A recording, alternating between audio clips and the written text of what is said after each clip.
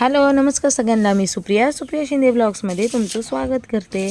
तर हो, आज आपण पाहणार आहे ॲसिड वॉश कसं करायचं आहे, त्याच्यावर हा व्हिडिओ आहे टॉयलेट क्लीनर्ससाठी। तर सगळ्यात आधी मी हे ॲसिड घेतलेलं आहे, सेफ्टी घ्यायची आहे, तोंडाला मी व्यवस्थित मास्क लावलेला आहे, पायामध्ये चप्पल देखील घातलेली आहे।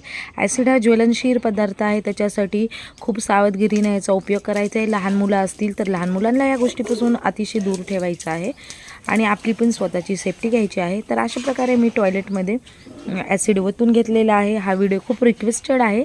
ह्याच्या आधी मी भरपूर प्रकारे टॉयलेट क्लीन कसं करायचं, घरच्या पद्धतीने काय वापरायचं काय नाही, असे भरपूर व्हिडिओ बनवते। पण मला खूप साऱ्या कमेंट आल्या की तुम्ही ॲसिडनं टॉयलेट किंवा बाथरूम क्लीन करून दाखवावं म्हणून।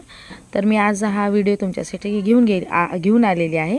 तर सगळ्यात आधी मी ॲसिड पूर्ण बाथरूममध्ये ओतून घेतलेला आहे, टॉयलेट सीटवर ओतून घेतलेला आहे, जे कोपरे दिसत आहेत काळे झालेले तिथंही ओतून घेतलेलं आहे। हे जरा रिस्की आहे पण मस्त आहे, पण जरा खूप सावधगिरी ह्याच्यामध्ये घ्यावं लागणार आहे। तर बघू शकता तुम्हाला आवाज येत असेल, ॲसिड टाकल्याच्या नंतरनं कसा आवाज येतो। आणि थोडंसं लांब थांबायचं आहे, एक 5-10 मिनिट असंच ठेवायचं आहे।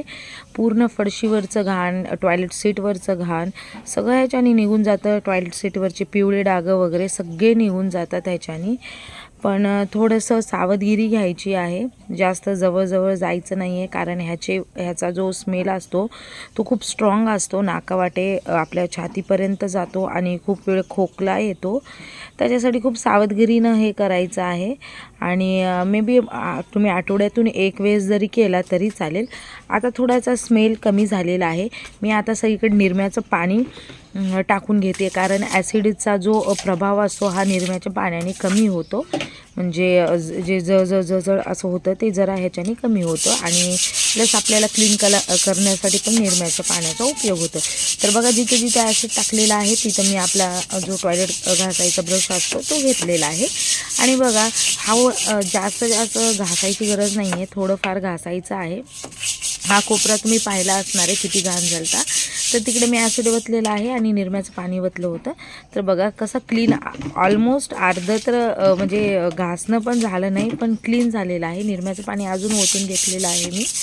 तर बघू शकता तुम्ही, ही एक साधी सोपी सरळ पण थोडीशी अवघड आणि रिस्की असणारी पद्धत आहे, कारण ॲसिडचा जरा वापर करायला महिला घाबरतात, कारण याचा वास जो येतो तो पण खूप स्ट्रॉंग असतो, खूप जणींना सहन नाही होत।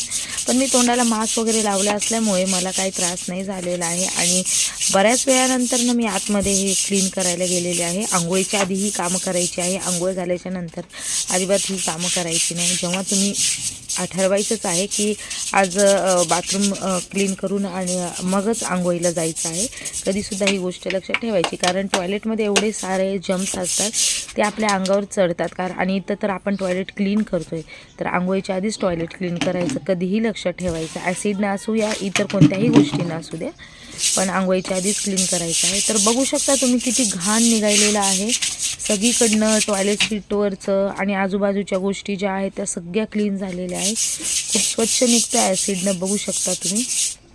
मी जशी ब्रश फिरवते तसं घाण निघतेच आहे। आणि आता वरच्या बाजूला सुद्धा बघा, या कोपऱ्यामध्ये तुम्ही बघितलं असणार आहे किती घाण होतं। तर टॉयलेट सीट घासून घेऊया, थोडी टॉयलेट सीट पण बऱ्यापैकी घाण झाली होती। तर मी रोजच्या रोज टॉयलेट क्लीन करत असल्यामुळे एवढं घाण होत नाही आमचं टॉयलेट।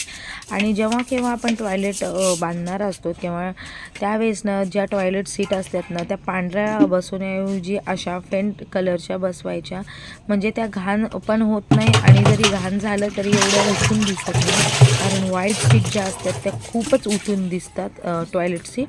तर त्याच्यासाठी काय करायचं आहे, अशा फेंट कलरच्या टॉयलेट सीट बसून घ्यायच्या। आणि पाणी टाकते बघा, किती क्लीन निघालेलं आहे, जिथं तुम्ही बघू शकता किती फरक जाणवतो आहे। माझं हा जो बाजूची जी जागा आहे ती फरशी नाही आहे, सिमेंटचा कोबा आहे, पण तरी पण बघा तो सुद्धा किती क्लीन झालेला आहे। आणि आपली टॉयलेट किती चमकत आहे बघा, टॉयलेट सीट पण क्लीन झालेली आहे। तर आणखीन एकदा पाणी घालून घेऊया इथे 2 बादल्यामध्ये, फक्त 2 बादल्यामध्ये टॉयलेट आपलं क्लीन झालेलं आहे। आणि ही बादलीसुद्धा लहान आहे माझी बरं का। तर बघा किती व्यवस्थित टॉयलेट सगळं क्लीन झालेलं आहे, कुठंही घाण राहिलेले नाही, कसल्याही प्रकारची पिवळे डाग नाही आणि आजूबाजूची जी जागा आहे ते आजूबाजूचा जो स्पेस आहे तो सुद्धा क्लीन झालेला आहे. तर आपण घरातल्या प्रत्येक गोष्टीला असं क्लीन ठेवायचा प्रयत्न करायचा आहे. जेवढं आपण स्वच्छता टॉयलेट असू, हॉल असू, काहीही गोष्टी असू द्या, क्लीन ठेवायचा प्रयत्न करायचा आपल्या परीनं. आणि कानानं कोपरा बघा किती क्लीन झालेला आहे, बघू शकता तुम्ही किती स्वच्छ झालेलं आहे. कारण आपण जेवढं स्वच्छ ठेवल तेवढे आपल्या घरापासून वेगवेगळ्या प्रकारच्या बिमारी, रोग वगैरे सगळे लांब पळतात. त्यासाठी सुरुवात टॉयलेटपासून करायची आहे. टॉयलेट क्लीन तर सगळ्या गोष्टी बाकीच्या व्यवस्थित होतात. घरात लहान मुलं असतात त्याच्यासाठी व्यवस्थित असं क्लीन करायचं आहे.